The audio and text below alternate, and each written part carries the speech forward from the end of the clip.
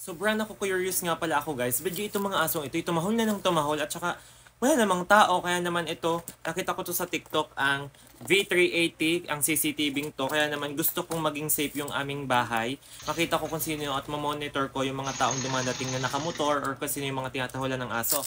Ito nga pala ang CCTV na V380 guys, ayan. Lalagyan nga pala siya ng SD card dito sa ilalim at saka ito yung lens niya guys, ayan. At ang kagandahan niyan, meron na siyang kasamang parang extension guys.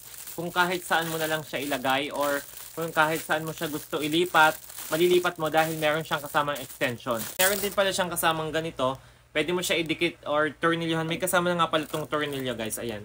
Ito yung tornilyo niya guys, pwede nyo ikapit kahit saan. Removable din siya kasi nga may kasama siyang ganito, extension guys. May kasama na nga pala siyang SD card na 16 gig. 16 gig, kaya naman mamomonitor mo na kung sino yung mga tao sa labas ng bahay nyo.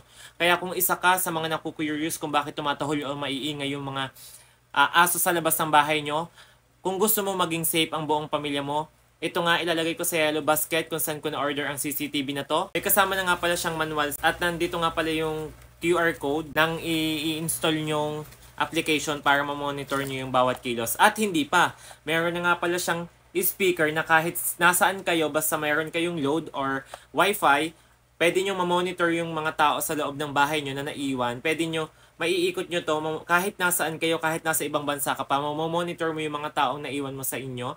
At hindi pa, pwede mo sila makausap dahil meron silang speaker dito. Ayan. Yun ang kagandahan dito sa CCTV na to. Removable siya at pwedeng ilagay kahit saan dahil meron extension.